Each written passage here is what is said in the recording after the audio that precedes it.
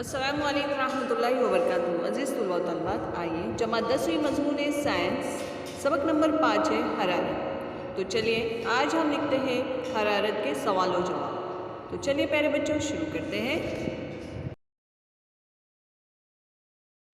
سوال اس طرح ہے، سرد علاقوں میں آبی نباتات اور آبی حیوانات کو زندہ رکھنے میں پانی کے خلاف معمول رویے کے کردار کی وضاحت کیجیے۔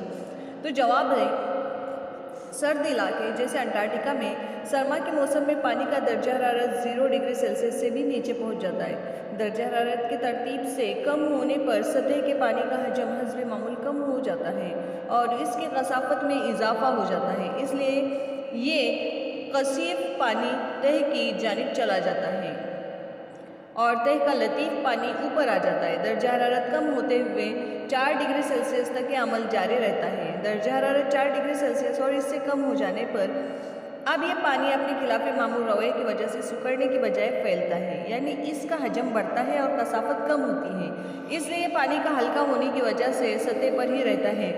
اب سطح کے اس پانی کا درجہ حرارت کم ہوتے ہوئے 0 ڈگری سیلسیس تک پہنچ جاتا ہے اور یہ پانی تو برف بن جاتا ہے۔ اس حالت میں بھی نچلی تہہ کے قریب کا پانی کا درجہ حرارت 4 ڈگری سیلسیس پر قائم رہتا ہے، کیونکہ اس پانی کے اوپری سطح پر برف کی تہہ بن چکی ہوتی ہے۔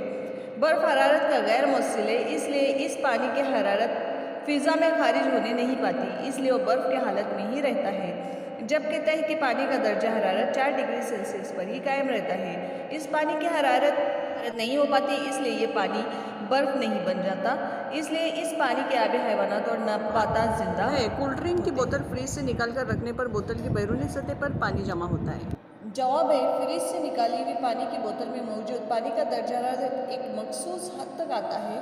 اس وقت ہوا کے بھاپ کے ذرات اکٹھا ہو کر بوتل کی بیرونی سطح پر جمع ہونا شروع ہو جاتے ہیں۔ بوتل میں موجود پانی کے درجہ حرارت کی کمی کے ساتھ اطراف کی ہوا کا درجہ حرارت بھی کم ہوتا ہے۔ ایک مخصوص درجہ حرارت پر اطراف کی ہوا اس میں موجود نمی سے سیر شدہ ہو جاتی ہے۔ اس سے کم درجہ حرارت ہوتے ہی ہوا اپنے اندر موجود پانی کو سہارا نہیں دے سکتی، اس لیے پانی کی زائد مقدار اکٹھی ہو کر بوتل کی بیرونی سطح پر پانی کے قطروں کی شکل میں جمع ہو جاتی ہے۔ اسی طرح رات میں درجہ حرارت کم ہوتے ہی ہوا میں پانی کی بھاپ کے سالمات اکٹھے ہو کر سرد سطح پر جمع ہو جاتے ہیں، اس طرح شبنم بھی تیار ہوتی ہے۔ اگلا سوال ہے، پانی کے خلاف معمول رویے کی بنا پر چٹانیں ٹوٹ پھوٹ جاتی ہیں، جملے کی وضاحت کیجیے۔ تو سرد علاقوں میں موسم سرما میں اکثر چٹانوں اور بڑے پتھروں کے شگاف میں پانی جمع رہتا ہے۔ موسم سرما میں اس پانی کا درجہ حرارت کم ہوتے ہوئے 4 ڈگری سیلسیس تک پہنچتا ہے۔ اس درجہ حرارت کے نیچے پانی کے خلاف معمول رویے کی وجہ سے اب پانی سکڑنے کی بجائے پھیلتا ہے، یعنی اس کے حجم میں اضافہ ہو جاتا ہے۔ بڑھتے ہوئے حجم کے نتیجے میں چٹانوں کے شگاف میں پھیلنے کی جگہ نہ ہونے کی وجہ سے چٹانوں پر زبردست دباؤ پڑتا ہے، اس لیے چٹانیں ٹوٹ جاتی ہیں۔ سوال ہے، حرارت مخفی سے کیا مراد ہے؟ شے کی حرارت مخفی شے سے باہر نکلنے پر شے کی حالت کس طرح تبدیل ہوتی ہے؟ تو جواب ہے، جب کسی ٹھوس شے کو گرم کرتے ہیں تو ایک مخصوص اور مستقل تپش نقطے پگھلاؤ پر پہنچنے کے بعد وہ ٹھوس شے پگھلنے لگتی ہے۔ اب اسے مسلسل حرارت دینے پر اس کی تپش میں اضافہ نہیں ہوتا، لیکن پگھلنے کا عمل جاری رہتا ہے۔ اس عمل کے دوران شے کے ذریعے جذب کردہ حرارت کی مقدار کو پگھلاؤ کی حرارت مخفی کہتے ہیں۔ حرارت توانائی کی ایک قسم ہے، اس لیے حرارت مخفی کی اکائی جول آر کیلوری یا کلو کیلوری ہے۔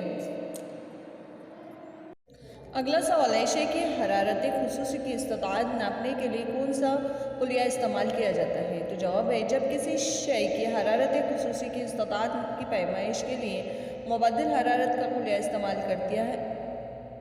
ہوتا ہے۔ یہ خلیہ حسب ذیل ہے، جب ایک گرم شے اور ایک سرد شے کے درمیان حرارت کا تبادلہ ہوتا ہے تو گرم شے کا درجہ حرارت کم ہوتا ہے اور سرد شے کا درجہ حرارت بڑھتا ہے۔